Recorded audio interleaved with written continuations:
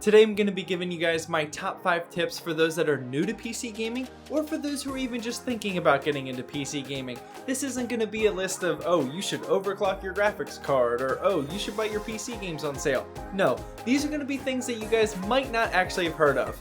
Let's get into it.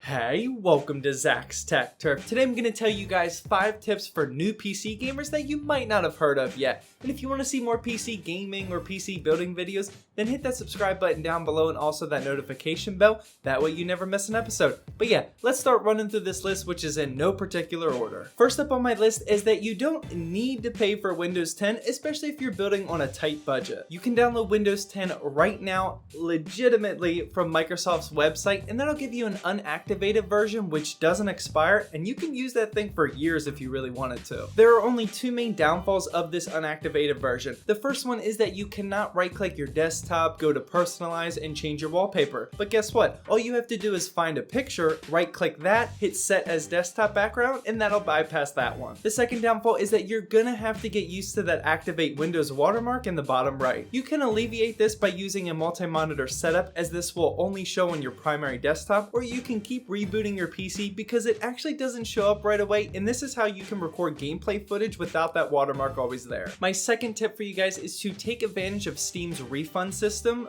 but don't abuse it. A lot of people don't know that you can refund any game on Steam, no questions asked, as long as you don't have more than 2 hours of playtime. I get so many comments, seriously, so many comments asking if their specific PC specs can run a game when they could simply buy the game, test it out for themselves, and refund the game if their PC isn't up to snuff. Now, I have heard that Steam will cut you off from this eventually if you do it for like every PC game release in an entire year. I've probably refunded like 10 games or so I definitely use this feature. And as a bonus tip, you can use this feature if you buy a game and then it goes on sale like the next day. Moving on to tip number 3, I highly recommend that you keep both your monitor and case boxes. A lot of you know that I'm military, so I definitely move around a lot, but even if you don't, it's always a good idea to keep those boxes. Keeping these boxes allows you to transport your PC without having to worry about anything breaking inside, or to transport your monitor and not having to worry about that screen breaking. This is also a good idea in case you want to sell your computer or monitor, and for that reason alone is why I keep my boxes to all of my PC parts. It definitely looks way better to a buyer when you can supply the original packaging and not just hand over an uncovered monitor or PC. Alright, so number 4 on my list is for those that are switching from console to PC,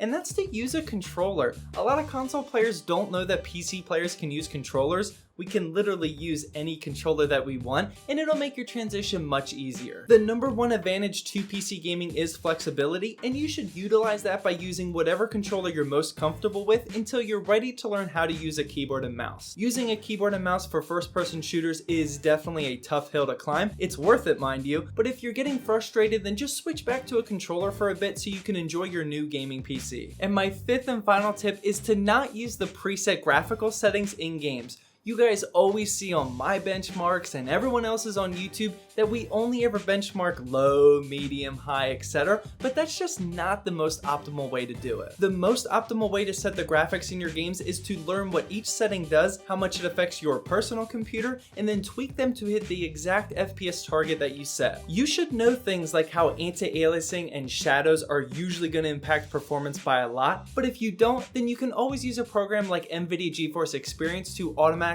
optimize your games based off of your hardware. Overall, getting into PC gaming may seem like a huge hurdle for those switching from consoles, but if you take it step by step and learn all the tips and tricks like I just mentioned, you'll be enjoying the many wonderful benefits of the PC Master Race in no time. Well, that wraps up my top 5 tips for new PC gamers. Be sure to let me know if you want to see a second version to this video, or if you want to see another top 5 video based off of a different topic. Well, I hope you guys enjoyed this video. Please drop a like down below to help support my channel, and as always, thank you for watching, and please subscribe for more Zach's Tech Turf videos.